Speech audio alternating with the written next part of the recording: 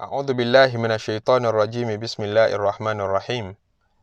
أستغفر الله سبحان الله والحمد لله ولا إله إلا الله الله أكبر ولا حول ولا قوة إلا بالله العلي العظيم عدد خلقه ورضا نفسه وزينة عرشه ومداد كلماته اللهم صل وسلم على سيدنا محمد الشفيع المشفع خير خلق الله وعلى الأنبياء والمرسلين وآلهم وصحبهم آل الله. Adúpẹ́ fún Ọlọ́run, atọrọ kí Ọlọ́run àti gẹrẹ fún Ànábì Muhammad. Kí ìkẹ́ náà kó kárí gbogbo ẹni rere, kó kárí àwọn òbí wa, kó kárí àwọn àfáà wa, kó dórí gbogbo àwa tí àwọn wòra wa tá ń gbọ́ra wa náà pé assalamu alaikum wa rahmatullahi wa barakatuhu. Ọlọ́run jẹ́ a ṣe ọ̀pọ̀lọpọ̀ jímọ̀ láyé, kó jẹ́ a máa ṣe wọ́n nú ìmánì àti ihsan. Mo rò pé yóò ti dé etí ìgbẹ́ gbogbo wa. Ẹni tí ó gbọ́ yóò rí, ẹni tí ò rí yóò gbọ́ wípé wọ́n ń pe àìsàn kan ní àìsàn coronavirus tí ń rìn káàkiri ayé, tí ń ti ìlú kan bọ́ bòmíì, tí ń ti ojúlé kan bọ́ bòmíì, láì kó gba visa, láì kó ní ticket, láì kó ní passport ní káàkiri lọ́fẹ̀ẹ́. Ọlọ́mọdé á bá wọn nípinnu aburú. A fẹ́ dára wa lẹ́kọ̀ọ́ gbàgbọ́, ẹ̀kọ́ ìmánì lérí àìsàn tí ń rìn káàkiri yìí. Àìsàn kò gbóògùn náà lápè, torí àìsàn táyé ọba tí rógùn rẹ̀ náà máa ń pè ní àìsàn kò gbóògùn, lárúbáwá rẹ̀ ní wàbá. Àìsàn tí wọn bá ti rógùn rẹ̀. Ní táwa gbàgbọ́ ni pé kò sáìsàn tí ò lóògùn, kò sáìsàn ọ̀hún tí ò lóògùn. Inna Allaha lam yanzil da'an illa anzala ma'ahu aw ma'aha dawa. Ọlọ́run kò ní sọ àìsàn kan kalẹ̀ ọláàánú jù bẹ́ẹ̀ lọ, ó níkẹ́ lọ́dọ̀ jù bẹ́ẹ̀ lọ. Kò ní sọ àìsàn kan kalẹ̀ sórí ilẹ̀ láì fi ìwòsàn rẹ̀ tẹ̀lé. Alimaha man alimaha, ẹni mọ̀ wa jahilaha man jahilaha, ẹni ọmọ ò ní mọ̀. Ẹni tó bá mọ̀ ní òun lẹ̀mí rí ọba lẹ́pẹ́, èmi mọ̀ ìdáhùn sí challenge yìí, èmi mọ̀ ìwòsàn sí àìsàn tí ń rìn káàkiri yìí. Wa jahilaha man jahilaha, ẹni tí ó mọ̀ kò ní mọ̀, yóò sì máa ṣe bí kò ní oògùn, àmọ́ kò sáìsàn tí ò lóògùn. Annabi sallallahu alaihi wasallam ló sọ bẹ́ẹ̀. Àmẹ́kọ̀ọ́ ìmánì tá a fẹ́ dára wa ń bẹ̀ ni pé kò sí ní tí ó ṣẹlẹ̀ lérí ilẹ̀ ayé yìí, kò sì sí ní tọ́lọ́run tọ́jú sáyé yìí tọ́lọ́run ò ní fi wáàsí síbẹ̀. Ó wá kù sọ́wọ́ ẹni tó fẹ́ gba wáàsí bó ló ṣe dá ń tán pé ń wáàsí mọ̀ sí. Tíyàn bá wo rẹ̀ sùn, tá lára gan wo rẹ̀ yóò rí wáàsí ń bẹ̀. Tá bá wo mọ́tò tá ń gùn, á rí wáàsí ń bẹ̀. Tá bá wo ìyàwó wa, á rí wáàsí ń bẹ̀. Tá bá kíyèsí àwọn ọmọ wa, á rí wáàsí ń bẹ̀. Kò sí ní tá kíyèsí tá ní rí wáàsí. Ọlọ́run ní wa fil ardi ayatun lil muqinin. Gbogbo ẹni tó bá ní ìgbàgbọ́ nínú Ọlọ́run yóò máa rí àmì Ọlọ́run káàkiri. Àìsàn tó bẹ́ẹ̀lẹ̀ yẹn wáàsí pọ̀ ńbẹ, àmì pọ̀ ńbẹ. Tírú rẹ̀ bá bẹ́ẹ̀lẹ̀ bẹ́ẹ̀, Ọlọ́run fẹ́ fi dọ́mọ ènìyàn lágara pé ẹ wo bí a kàwé dé láyé tá a lajú dé níbi tá a lọ ayé délé nìyí. Pé ṣe bẹ́ẹ̀ lẹ́ẹ̀ kàwé, ṣe bẹ́ẹ̀ lẹ́ẹ̀ mọ̀wé, ṣe bẹ́ẹ̀ lẹ́ẹ̀ lajú. Níbi tẹ́ wá lajú ọ̀hún dé, tẹ́mi yín balẹ̀ ń pa ìmọ̀ ń pé ìmọ̀ ti dàgbà, technology ti dàgbà. Ọlọ́run wá fi kòkòrò kan tá a rí, tẹ́nìkan ò rí sójú, ó dẹ̀ fi dá gbogbo scientist lágara. Wọ́n ń wá díẹ̀, wọn ò tiẹ̀ tí ìrójútu ẹ̀ dépò pé ebi tí yẹn bá rójútu ẹ̀ nìyẹn ṣẹ̀ṣẹ̀ máa mọ kí ni ó kí ọ̀rẹ́. Wọ́n ò rójútu ẹ̀ rárá. Tọ́lọ́run bá fẹ́ dá wa lágara bí ṣe nù. Wọ́n ń pe institution kan ní Global Health Security, GHS, ó gbajúmọ̀ dáadáa. GHS ṣe study kan ní 2019 láti fi wo index, wọ́n máa provide index ni. So láti fi provide index àwọn countries káàkiri gbogbo ìlú àgbáyé nípa ìṣẹ̀lẹ̀ àjálù báyìí tó bá ṣẹlẹ̀, àìsàn kò gbóògùn tó bá bẹ́ẹ̀lẹ̀ disease. Kí ni preparation ìlú kọ̀ọ̀kan? Àwọn ìlú ló wà well prepared tó yẹ pé tírú ẹ̀ bá fẹ́ bẹ́ẹ̀lẹ̀, preparation ń bẹ fún wọn láti tètè handle rẹ̀ àbí láti deal pẹ̀lú ẹ̀. So wọ́n rate ìlú sọ́nà, wọ́n classify gbogbo ìlú sí mẹ́ta. Pé àwọn ìlú kan bẹ first class ni wọ́n nípa preparation fún any àìsàn kò gbóògùn àbí àìsàn àjàkálẹ̀ tó bá fẹ́ bẹ́ẹ̀lẹ̀. In tí wọ́n wò ní pé kó tó bẹ́ẹ̀lẹ̀, prevention wo lẹ ní láti prevent kó má ṣẹlẹ̀. Wọ́n wo system yín, wọ́n study it from that point of view. Wọ́n kíyèsí, ó dáa tó bá wá bẹ́ẹ̀lẹ̀ bó lẹ ṣe máa tètè detect kó ti bẹ́ẹ̀lẹ̀ torí ìlú mi ń bẹ tí system wọn wọ̀ sí débi pé wọ́n àti ẹ̀ nímọ̀ ipá àìsàn yẹn ti bẹ́ẹ̀lẹ̀ wọn ò nímọ̀ ipá wọn ti láìsàn ẹnìkan ni wọn kàn lè mú yàn kan àbí kan mú yàn méjì kankan náà àwọn cases méjì bóyá 10,000 cases ti wà ń ta tí wọn mọ̀ wọn nímọ̀ nítorí pé system wọn so wọ́ sí débẹ̀ unfortunately irú àwọn ìlú bẹ́ẹ̀ làwa belong sí kọ́lọ̀ ń ṣàánú wa ìlú tí ìjọba ò tiẹ̀ létò ká tiẹ̀ lákòólé kan àbí kò sákòólé kankan kò sí system so wọ́n study it from that point of view tí bó lẹ́ ṣe tètè detect rẹ̀ sí wọ́n tún wá wò dá tẹ́ bá detect rẹ̀ kí ni control tẹ́ ní fún tí ò fi ní spread ìlú bó ní system yín ó ṣe control rú nǹkan bẹ́ẹ̀ tí ò fi ní spread ẹlẹ́ẹ̀kẹrin ni pé ó dáa tẹ́ bá tí wọ́n rí control kí ni cure tẹ́ ní fún jẹ́ ní system tó lè produce cure so gbogbo perspective yìí wọ́n study wọ́n fi wo gbogbo country àgbáyé wọ́n fi wá classify wọn sí mẹ́ta wọ́n pa àwọn kan ní first class tí wọ́n wà well prepared àwọn tí wọ́n wà ní àárín àtàwọn tó wà nísàlẹ̀ pátápátá unfortunately ọ̀pọ̀lọpọ̀ ìlú mùsùlùmí lágbàáyé ìsàlẹ̀ pátápátá la wà ẹ wá rí ntọ́fọ́ ní lórí ọ̀rọ̀ coronavirus yìí òun ni pé institution WHO tán pè ní World Health Organization wọ́n jáde wọ́n sọ pé study tí DHS ṣe ní 2019 àwọn adopt ẹ̀ ọ wá já wọn rí i pé lérí coronavirus yìí particularly kò sílùú tó ní preparation rárá àti ìlú tó wà well prepared àtàwọn ìlú tó wà less prepared gbogbo apátápátá adọ́gba lọ́wọ́ coronavirus torí nǹkan yára spread ó kọjá preparation tọ́lọ́mbà fẹ́ ni mo fi ní wáàsí ńbẹ́ńbẹ́ fẹ́ni tó bá mọ wáàsí wò tó bá dẹ̀ máa kíyèsí tọ́lọ́mbà fẹ́ ṣọlá yóò dá wa lágara pátápátá ní ta ní rí nǹkan kan ṣe èmi gbà ipò Ọlọ́run ní ṣiṣẹ́ ń bẹ oríṣiríṣi ìtumọ̀ làwọn èèyàn ń fún láti ìgbà tó ti bẹ̀rẹ̀ àti oríṣiríṣi ìwádìí ṣe mọ̀ pé tó bá ti délẹ̀ bẹ́ẹ̀ oríṣiríṣi èrò làwọn èèyàn máa rò àwọn kan ní ẹ má jà wá káàkiri China náà ní hàn wá lè mọ̀ China ò lè pò wọn mọ̀ sí kinní yìí a ní kí ló dé wọ́n ní ṣe rí Wuhan ní city tó ti bẹ̀rẹ̀ ní China gangan yẹn city tí kinní àìsàn yìí ti kọ́kọ́ outbreak ní China ní Wuhan laboratory ńláńlá ń bẹ ń bẹ tí wọ́n ti ń study àìsàn yìí fáìmọye ọdún iṣẹ́ jẹ́nu city tí wọ́n ti ń study àìsàn yìí fáìmọye ọdún náà ló ti kọ́kọ́ bẹ̀rẹ̀ ṣàìmọ̀ pé ó lọ́wọ́ ọmọ ẹ̀dá ádámọ̀ kan nú ṣe pé wọ́n mọ̀ọ́mọ̀ ṣe nǹkan kan àbí wọ́n sì ṣàṣìṣe kan ní wọ́n fẹ́ jẹ́wọ́ fáyé ṣé dókítà tó kọ́kọ́ blow whistle lérí ọ̀rọ̀ yìí ń pé àìsàn báyìí ti wà ń ta o wọ́n dájọ́ ọkú fún ni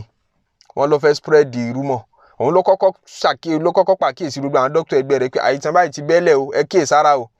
wọ́n gbé lọ kóòtù wọ́n dájọ́ ọkú fún kí ló fà á tí wọ́n try láti conceal fact lérí ọ̀rọ̀ yìí tí ẹ bá ṣe pé ó lọ́wọ́ ọmọ ẹ̀dá ádámọ̀ nù àwọn kan ní Amẹ́ríkà ní bẹ́ẹ̀ ṣé aṣàìmọ́pá Amẹ́ríkà àti China ń du economy mara wọn lọ́wọ́ ni ṣẹ́ni tẹ́kọ́nọ́mì rẹ̀ bá sì tóbi jù ní ọ̀darí ayé ń bi alu ayé délé ni ayé ti kọjá pé ta ní weapon jù ìyẹn lẹ́sìn yẹn ní òtètè yé Russia nígbà tóun tá à ń fi gbogbo nǹkan ṣe weapon àwọn ọmọ ìlú rí òrò oúnjẹ jẹ òun ṣe weapon so nígbà tí Amẹ́ríkà ó take over tá Amẹ́ríkà break Soviet Union economy wọn fi bá Russia jà ẹni economy rẹ̀ bá tóbi jù láyé lẹ́ni láyé ń ran kàn yí pé yóò jẹ́ superior ìrìn àjò economy China ń fún gbogbo èèyàn lára pé nígbà tí ó bá fi dọ̀wọ́ 2020 China ó take over ìwọ náà bíra rẹ fóònù tí ń bẹ lọ́wọ́ rẹ fóònù lù ó gbogbo technologies tó prefer láti lò jù Chinese product ni nítorí pé wọ́n ó ṣe lówó pọ́kú a sì fẹ́ lò gbogbo wa so ó jẹ́ kí ní ìrìn àjò economy wọn máa move gan láàrin ọwọ́ ìgbà tí ìṣẹ̀lẹ̀ tó bẹ̀rẹ̀ yìí American company ńláńlá yìí tí ń jẹ́ Amazon tí ń ta nǹkan online tí gbogbo wa máa rà ẹ wo iye profit tí ń declare lẹ́ẹ̀kan náà ẹni tó jẹ́ competitor rẹ̀ Express tó jẹ́ competitor rẹ̀ ní China ẹ wo bí economy wọn ṣe ń lọlẹ̀ lẹ́ẹ̀kan náà ta ló lè lọ China mọ́ báyìí so gbogbo airways wọn ti ní problem so economy ìlú ò ní problem tírú nǹkan bẹ́ẹ̀ bá ṣẹlẹ̀ wọ́n ní ẹjẹ́ á wá sọ́dọ̀ àwọn people wọ̀nyí èmi ní ẹjẹ́ á wá sọ́dọ̀ Ọlọ́run ẹjẹ́ á wá sọ́dọ̀ Ọlọ́run torí pé tán bá fẹ́ ṣe tọ́lọ́wọ̀n ọba fún wọn ṣe ń kọ́ ó ti kọjá agbára àwọn tán láwọn dálẹ̀ náà tó bá yẹ kí wọ́n tiẹ̀ dálẹ̀ tipẹ́tipẹ́ láyé ti ń ja biological war tí wọ́n ti ń fi chemical bára wọn jà ó ti pẹ́ nínú ayé so Ọlọ́run fẹ́ kó ṣiṣẹ́ ni Ọlọ́run fẹ́ lọ́wọ́ sí náà ló fi ń rìn káàkiri bí ti ń rìn káàkiri ní tó burú jù ní pé ẹni tó bá mú láàrin ijọ́ márùn-ún ó lè mọ́ tí ìmọ̀ ìpè nǹkan kan mú un kò ní tí ì rí symptom kankan pé nǹkan kan ń ṣe òun ní gbogbo ìgbà yẹn yóò mọ̀ spread lọ nítorí yóò mọ̀ live normal ẹ̀hún àtìyàwó rẹ̀ ó live normal àwọn àtàwọn ọmọ kéèsì kan tí wọ́n mú ní Abu Dhabi ní ìjẹ́ ìlóyìí bí àjẹta yìí àbí jẹrin ọmọ kan tí wọ́n mú nílé ìwé ọmọ kékeré tí wọ́n rí i pé ó ní fever náà sì ni mo fi ń bẹ̀rẹ̀ àti kọ́ àbí kí dínkù tanafus kí yẹn mọ́ rí bí mi dáadáa wọ́n ti mú tí wọ́n rí i pé ọmọ yìí ní coronavirus lára tẹ́rù bà wọ́n ǹjẹ́ kí wọ́n lọ kí wọ́n chẹ́kì àwọn pẹ́rẹ́ǹtì rẹ̀ náà wọ́n rí i pé bàbá rẹ̀ lónìí bàbá rẹ̀ ò tiẹ̀ mọ̀ pé òun ní nǹkan kan òun ṣẹ̀ṣẹ̀ darí ìlú kan ni ó ṣẹ̀ṣẹ̀ darí ń tiẹ̀ ààrẹ lọ́mọ ẹ̀ ti mú symptom yára hàn lára ọmọ ṣáájú bàbá lẹ́yìn àìmọye ọjọ́ Ọlọ́run ló mọ iye èèyàn tó ti contact ẹ̀ lára tiwọn náà ni wọ́n fi declare holiday wọ́n ti gbogbo school ní Abu Dhabi ní United Arab Emirates wọ́n ti wí pé oṣù kan kí gbogbo ọmọ má wá school mọ́ àìsàn náà burú débi pé wọ́n tún ti haram pa partially wọ́n ti haram méjèèjì pa partially wọ́n block gbogbo visa umrah so threat ńláńlá ni ó jẹ́ fún gbogbo àgbáyé ayé ti dàgbà tẹ́lẹ̀tẹ́lẹ̀ irú ẹ̀ tí máa ń ṣẹlẹ̀ púpọ̀ nínú ayé tẹ́lẹ̀ tí yẹn bá yẹ gbogbo ìwé ìtàn wò àjàkálẹ̀ àìsàn ti wà nínú ayé tipẹ́tipẹ́ àmọ́ nígbà táyé ta ti globalize ayé tá a ti sọ gbogbo ayé di yàrá kan tí ayé ti lu jára wọn tẹ́sí pé China lẹ́sẹ̀ Chinese kò jìnnà sí Nàìjíríà lẹ́nu kó kàn gbé flight kan kó sọ̀kalẹ̀ ní Nàìjíríà ni so ayé ti lu jára wọn fà á tó ẹ́ sí pé tẹ́lẹ̀tẹ́lẹ̀ tó bá ṣẹlẹ̀ kì í kọjá ìlú kan ìlú tó ti bẹ́ẹ̀lẹ̀ òun náà ni ó ti àwọn èèyàn lè mọ̀ kò ní kọjá bẹ̀ ó ṣẹlẹ̀ lásìkò àwọn sahaba ní Sham kò sì kọjá Sham nígbà náà ó ṣẹlẹ̀ ní Egypt ní ǹjẹ́ century kẹsàn-án lẹ́yìn tá ànábì lọ tán sallallahu alayhi wa sallam kò kọjá Kọ́hírà ní Egypt ń bẹ̀ tí wọ́n ní èèyàn tí ń kú lójúmọ́ ń lọ bí 24,000 èèyàn tí ń kú lójúmọ́ on daily basis táìsàn bá ti bẹ́ẹ̀lẹ̀ bẹ́ẹ̀ tọ̀hún ni wọ́n máa pè èyí tí bá ń bá tẹ́gùn rìn èyí tí ń ṣẹlẹ̀ yìí náà a lè rí i pé ní tọ̀hún ọjọ́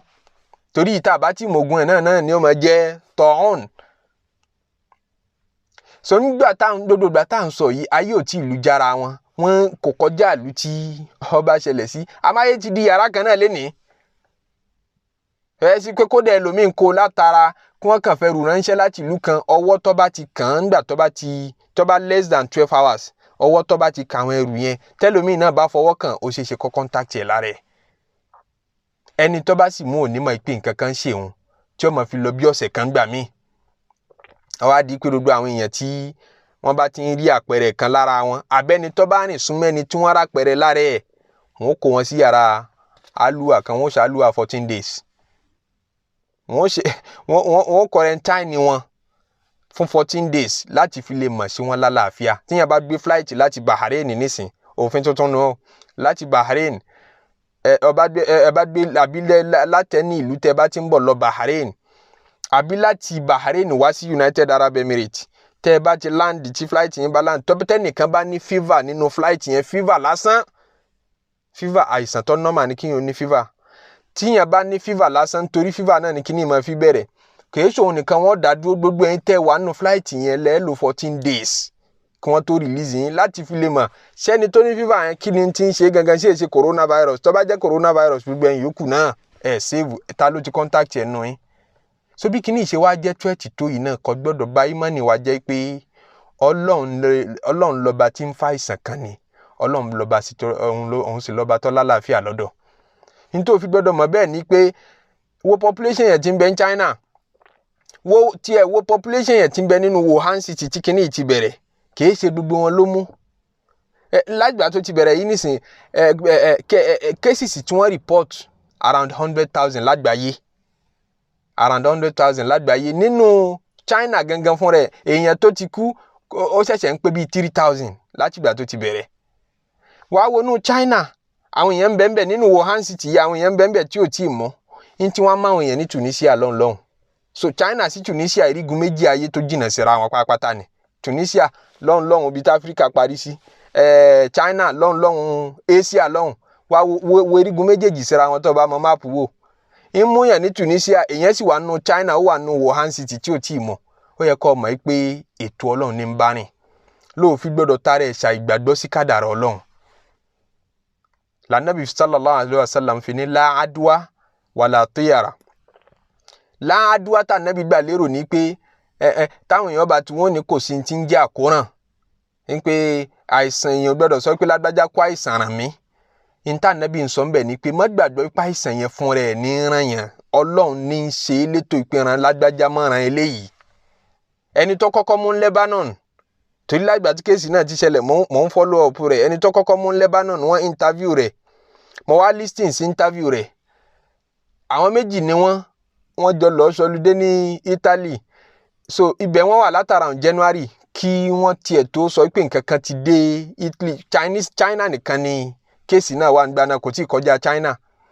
wọ́n mọ̀ ipò ti dé Italy àwọn àwọn àmì ọ̀hún sọlúdé wọ́n ń ṣe normal gbogbo bí tí ń lo wọn àtọ̀rẹ́ rẹ̀ wọ́n jọ ń lọ bẹ̀ kò dá nǹkan kan sí táàfù wa ní bóyá dàbí kan lọ tọ̀rẹ́ rẹ̀ ò lọ ló jẹ́ kó wọn contact ẹ̀ tí kò fi mọ́ rẹ̀ so ìgbà tí wọ́n dé Lebanon padà wọ́n realize kó ti mú ẹnìkan náà méjèèjì kọ mẹ́nìkejì ntí mo fẹ́ lò ní pé kílé tó mẹ́nìkan tí ò mẹ́nìkejì tó bá yẹ sí pé fúnra ara ìsàn náà ní rìn káàkiri fún rẹ̀ so Ọlọ́run mọ́nítọ̀ ìrìn àjò rẹ̀ ìgbàgbọ́ yẹn ló yẹ kó wà lọ́kàn rẹ̀ láti fi lè bẹ Ọlọ́run pé Ọlọ́run ìwọ ló ń darí kinní yìí má jẹ́ ọkàn mi Ọlọ́run ẹja lọ bá kí wá ń solution tí irú ẹ̀ bá bẹ́ẹ̀lẹ̀ bẹ́ẹ̀ tá a bá wá solution á wà kí ló fà á gbogbo ìgbà tọ́lọ́run ọba dárú ara bẹ́ẹ̀ níbàámu pẹ̀lú ẹ̀kọ́ tá Nabi sallallahu alayhi wa sallam kọ́ wa ní pé ó ní lam tadharil fahishatu fi qawmin ní rí kí ìbàjẹ́ ṣìnà asábà máa jẹ́ tí wọ́n Ànábì máa pè ní fahisha àbí tí Qur'an máa pè ní fahisha àmọ́ gbogbo ìwà ìdá náà ní jẹ́ fahisha gbogbo tí yàn ó ṣe tí wọ́n sọ pé gbogbo tí bá máa mú yàn lanu pé ìbàjẹ́ rèé irú ìbàjẹ́ bẹ́ẹ̀ nígbà tí bá ti ń di ti ń common tẹ́ ti ń commonize ẹ̀ tẹ́ ti ń fojú wo ipò normal gbogbo ìgbà tẹ́ bá ti normalize ìbàjẹ́ fi qawmin láwùjọ kan nínú ìlú kan hátà yóò lè nù bí ha tó wá rọ àwọn oníbàjẹ́ náà lọ́rùn láti ṣe ní public láti dájọ́ sí pé ẹ pàdé wá ń jọba yà fẹ́ dán bàjẹ́ báyìí wò tó fi wá jẹ́ sí pé àwọn tí wọ́n ń bára wọn sùn àwọn tí wọ́n ń ṣe ṣìnà wọ́n tún ní website níbi tá a láyé délé ni wọ́n ní website tẹ́ lọ mọ wò online tẹ́ mọ wò live and direct pé tí wọ́n ń ṣe ni tí wọ́n dẹ̀ tún kéde fún yín wọ́n tún ní ẹ sanwó kẹ́ tó wá wò àwọn èèyàn tún sanwó àbí nínú industry tí ó wà profitable jù tí ń mú owó gidi jù wá láyé lénìí pornography jẹ́ kan bẹ́ẹ̀ gbogbo tí máa ń jẹ́ fáhíṣà kọkùnrin ọmọ bọ́kùnrin ẹgbẹ́ rẹ̀ sùn kóbìnrin ọmọ bóbìnrin ẹgbẹ́ rẹ̀ sùn tó bá ti ń di tọ́ nọ́mà nípa kí wàá lọ́wọ́ wà ń bẹ̀ ìyẹn ò ní mí ayé mọ̀ ti lajú kọjá dodo yìí tẹ̀ ń sọ yẹn Ànábì ní tẹ́ ẹ bá ti ń fojú kíní bẹ́ẹ̀ wo aburú ilá fàṣà fihimu tọ̀hún àwọn àìsàn tẹ̀ ní rógùn rẹ̀ bọ̀rọ̀ báyìí yóò mọ̀ bẹ́ẹ̀ lẹ́lẹ́kan náà wàl àwùjá àtàwọn ìnira alẹ́tì lamtẹ́kùn fi aslafihim èyí tẹ́ gbọ́ nínú tàn rí eríṣiríṣi àìsàn tẹ́ tiẹ̀ nírú kọ́ wọn pronounce bí ó ṣe máa bẹ́ẹ̀lẹ̀ nìyẹn ajá sí pọ́lọ̀ ńlá ṣe ẹja abẹ́lọ́n kó yá fi wà kó tuwọ́ ní ọrùn wa lérí ọ̀rọ̀ yìí àwọn ìjọ Ànábì Yunus alayhi salatu wassalam àwọn náà ti bẹ́lọ́n bẹ́ẹ̀ rí nígbà tọ́lọ́run bínú sí wọn tọ́lọ́run lérí ìbínú sí wọn pé ẹ̀rí tí ìyèmí Ọlọ́run láàrin ìjọba yìí síjọba yìí Ànábì Yunus jíṣẹ́ fún wọn òun kúrò ńlù ń tiẹ̀ tọ́lọ́n ti torí ẹ̀ bínú sí Ànábì Yunus pé èyí ṣe tó kúrò ńlù láì gbà yọ̀ǹda wa ó yẹ kó ní sùúrù náà kílétọ́ jákàn tó rò páwọn èèyàn rẹ̀ lè mọ̀nà lẹ́nu ọjọ́ tó kù náà nígbà tá Ànábì Yunus alayhi salatu wassalam jáde nínú ìlú tán làwọn tọ̀hún bá pera wọn jọ pé ẹdúró yọ ṣẹkọ̀ṣẹ́ Yunus èpùrọ̀ o ọ̀dà gbogbo bá ti jẹ́ ẹ ṣáàtì ẹ̀já lọ túbá ẹ̀já tó dodo wá sí tó ṣe fún wa pé ká gbọ́ lọ́ngbọ́n yẹn ẹtì ẹ̀já lò wò ìjọ tó dá ti fẹ́ pé ó ti kújọ́ mélòó kan wọn kájọ́ nígbà tí ó kù ọ̀la ẹni gbogbo wọn kóra wọn jọ sérí pápá kan àtọ́bàlú àtọmọdé àtàgbà àtobìnrin àtọkùnrin ni wọ́n lọ túbá wọn lọ bẹ lọ́wọ́n ọba ń bẹ Ànábì Yunus àti bínú jáde nínú ìlú ń tiẹ̀ Ọlọ́run ní falawla kanat qaryatun amanat Ọlọ́run ní kọ̀bádà kọjẹ́ sí pé gbogbo àwọn ìlú wọn èyí tá ń kìlọ̀ fún ń pé ìyà Ọlọ́run ọba ń bọ̀ ó dé tòsí falawla kanat qaryatun amanat kọ̀bádà kí wọ́n tiẹ̀ nígbàgbọ́ fanafaha imanuha kí ìmánì wọn lè ṣe wọn láǹfààní àmọ́ wọn kì í nígbàgbọ́ ìmánì wọn kì í ṣe wọn láǹfààní torí tán bá rí Ọlọ́run tán ni wọ́n tó máa gbọ́ Ọlọ́run gbọ́ illa qawma Yunusa àyàfi ìjọ Yunusa nìkan ni wọ́n rí ìkéde ìyà ni wọ́n sì tètè nígbàgbọ́ ní ìyà Ọlọ́run ọba ò fi lépa bá wọn. Ọlọ́run ní lamma amanu kashafna anhum adhabal khizi. Nígbà tí wọ́n ti gbọ́ Ọlọ́run ọba gbọ́ tí wọ́n tọrọ àforíjì, Ọlọ́run ní ìyà ìtìjú tí ó bá ṣẹlẹ̀ sí wọn, ìyà àdójútì tí ó bá ṣẹlẹ̀ sí wọn tí ó dá gbogbo dókítà lágara ipe kílẹ̀ rí ṣe ṣẹlẹ̀ tí dókítà náà mọ̀ sá àwọn dókítà gangan àìsàn yìí kọ́kọ́ mú àìsàn coronavirus yìí àwọn dókítà làwọn tó expose sí risk yìí jù ní United Arab Emirates ń bí àwọn ọmọ Nàìjíríà tí wọ́n tán ṣiṣẹ́ nọ́ọ̀sì ọ̀pọ̀lọpọ̀ tí ń resign káàkiri nítorí àwọn tó súnmọ́ àìsàn yìí jù pẹ́kípẹ́kí àwọn wọ̀nyẹn náà ni. Allahu Akbar. Ọlọ́run ní kashafna anhum adhabal khizi ìyà onítìjú ìyà dójútì ìyà tí ó sọ wọ́n di ìtàn ayérayé táyé ọmọ fi wọ́n pìtàn bú amú ìyà yẹn kúrò fún wọn nítorí wọ́n ti tètè lọ túbá ẹjá wa náà túbá o in tó dùn bí Ọlọ́run pé kó foríjì yẹn jù òun náà ní istighfar ẹjá dúnnímọ̀ istighfar wá sí wa náà nìyẹn ẹjá dúnnímọ̀ tọrọ àforíjì Ànábì sallallahu alaihi wasallam ní man lazima al-istighfara ẹni bá dúnnímọ̀ istighfar ja'ala Allahu lahu min kulli dhikin faraja. Gbogbo ọ̀nà tó bá fún Ọlọ́run ó dẹ̀ máa lànà fún tọ́nà bá fún tí ò ríbi tí ó gbọ́rọ̀ gbà Ọlọ́run sì máa lànà fún ìyẹn ni tí bá máa tọrọ àforíjì púpọ̀ ó ní wa min kulli hammin farajan gbogbo ìbànújẹ́ tí ó bá máa bá lọ́kàn jẹ́ nínú àìsàn nínú àárẹ̀ nínú àìlówó lọ́wọ́ Ọlọ́run máa bá fún ní solution sí gbogbo ọ̀rọ̀ rẹ̀ Ọlọ́run ṣá fún wa ní solution lérí ọ̀rọ̀ wa ẹ máa jẹ́ àfi gbogbo ìmọ̀ràn táwọn dókítà bá ń fún wa ẹ má jẹ́ àfi ṣeré wọ́n ní a máa fọ ọwọ́ wa ní gbogbo ìgbà Ànábì ló ti kọ́kọ́ sọ bẹ́ẹ̀ fún wa pé ká máa fọ ọwọ́ ní gbogbo ìgbà Ànábì ní ká máa dún ní málù àlá ṣe ẹ̀rí kọ́dọ̀ Ànábì náà lájú padà sí báyìí máa fọṣẹ fọwọ́ ní gbogbo ìgbà nítorí tó bá báyàn lọ́wọ́ àbí tó bá fọwọ́ kan nǹkan tẹ́nì tó ní kíní yẹn lára ti fọwọ́ kan ó ti expose sí nǹkan ọ̀hún a sì máa fọwọ́ kan lẹ̀kùn gbogbo alámọ̀dí lẹ̀kùn mú ẹnìkan sí sílẹ̀kùn wọ́n náà ó tún sí so ọwọ́ ní gbogbo wa ń lò fi kanra wa àbí fi kan nǹkan tẹ́nìkan ti fọwọ́ kan so látara bẹ́ẹ̀ òun láti máa fọṣẹ fọwọ́ ní gbogbo ìgbà ẹni tó bá ní hand sanitizer kó máa mú káàkiri kódà tọ́rọ̀ bá léwu débi tó léwu dé yìí àwọn àfọ̀nfíkì wọ́ jáde pé mùsọ́fàhà kábàárà ẹni lọ́wọ́ tó jẹ́ súnà Nábì bó ṣe jẹ́ súnà tó yẹn wọ́n lè ní ojú súnà yẹn lẹ̀ tí ọ̀rọ̀ bá débi tó dé yìí pé fi súnà yẹn lẹ̀ náà fúngbà díẹ̀ súnà pọ̀ ìwọ ni kókó má kan súnà Nábì okùn ẹbí rẹ̀ oṣó tó dánú fámìlì rẹ̀ ńjọ́ ò ló ti pa àwọn fámìlì rẹ̀ gbẹ̀yìn ṣé yìí ò ṣe súnà má ṣe mùnáfìkì súnà Nábì sallallahu alaihi wasallam ní ká bawọ́ àforíjì Ọlọ́run bẹ́ẹ̀ nínú àwọn káfírátù zunubi lọ́wà àmọ́ tó bá yẹ pé ò ní hand sanitizer tó máa fi tún ọwọ́ ṣe ó sì lọ́ṣẹ́ ń tòsí tó máa fi fọ ọwọ́ ó lè fi súnà òun lẹ̀ kó mójútó súnà mi Ọlọ́run èyí sọba tí ọwọ́ àjọ ń yà nítorí sunnatul musafaha Islam ò lè tó bá wọn. bẹ́ẹ̀ ni ká wúkọ́ Ànábì sallallahu alaihi wasallam ló kọ́kọ́ dá wa lẹ́kọ̀ọ́ ń pé dodo ìgbà tó bá ti wúkọ́ fọwọ́ bonú Ànábì ti dá wa lẹ́kọ̀ọ́ ní àìmọye ọdún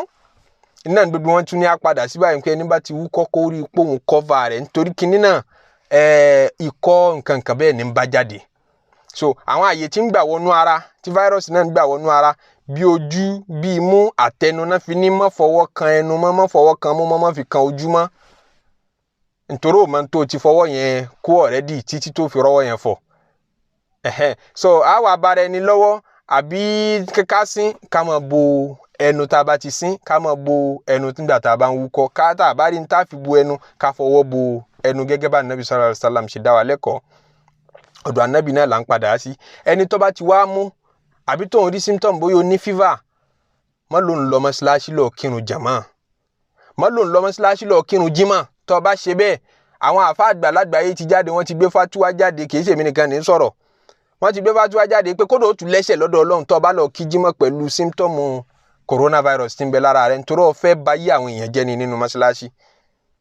gbogbo àwọn àyè tó bá jáyé èrò bẹ́ẹ̀ tó sì mọ́ pé àwọn mùsùlùmí ò nílé avoid ẹ̀ nírú àsìkò yìí wọ́n fẹ́ lọ kí jímọ̀ mọ́tò kó bá wọn tó bá débẹ̀ mọ́ tó bá ti rí symptom dunu lé rẹ̀ mọ́ dáran bẹ́ẹ̀ Ọlọ́run fún ọ lálàáfíà Ànábì sallallahu alaihi wasallam ní la yuridu mumridun ala musihin nínú hadith tí Muslim gbà wá ẹni tó bá já láìsàn kó mọ́tò kó tiẹ̀ ran ẹni tó lálàáfíà à ń ṣe gbogbo yẹn torí pé ká lè rí yọ́nú Ọlọ́run kí wọ́n náà má tún rí bínú Ọlọ́run nínú ìtọ́kàn ọ gbogbo ẹni tó ti kàn Ọlọ́run bá wa fún wọn lálàáfíà àwọ̀ ọ̀já kan Ọlọ́run ní darí ẹ̀ àjà kan pé àìsàn kan ń bẹ tí ò lóògùn Ọlọ́run lè ṣàlàáfíà fẹ́ni tó bá kàn àwa gbà yẹn gbọ́ gbogbo ẹni tó bá ti kàn Ọlọ́run bá fún wa lálàáfíà Ọlọ́run àwa tí ò tí kàn Ọlọ́run má jẹ́ ó kàn wá Ọlọ́run má jẹ́ á bá wọn nípinnu aburú ọlá la ilaha illallah ọlá Muhammadu rasulullah káwọn ọmọ wa náà mọ́ nípin bẹ́ẹ̀ Ọlọ́run má jẹ́ àwọn àyàwó nípin bẹ́ẹ̀ káwọn ẹbí wọ́n mọ́ nípin bẹ́ẹ̀ kí gbogbo alájọṣe wọ́n mọ́ nípin bẹ́ẹ̀ kí gbogbo mùsùlùmí wọ́n mọ́ nípin bẹ́ẹ̀ ọlá la ilaha illallah ọlá sallallahu alayhi wa sallam rabbana rabbal khalaiqi rabbana rabbal khalaiqi najina min sharri zamani نجنا من شر الزمان واتنا منك سعادة واتنا منك سعادة والرضا مع نيل الأمان والرضا مع نيل الأمان Olúwa ọṣá tí máa pa ọ́ lẹ́nìkan Olúwa ọṣá tí máa pa ọ́ lẹ́nìkan ìrẹ ṣá làwa ó máa pè lójoojúmọ́ ìrẹ ṣá làwa ó máa pè ọba rẹ̀ Olúwa ṣèkẹ́ṣègẹ́ fà ló fà wá Olúwa ṣèkẹ́ṣègẹ́ fà ló fà wá fi bàbá sàlìjánà àwọn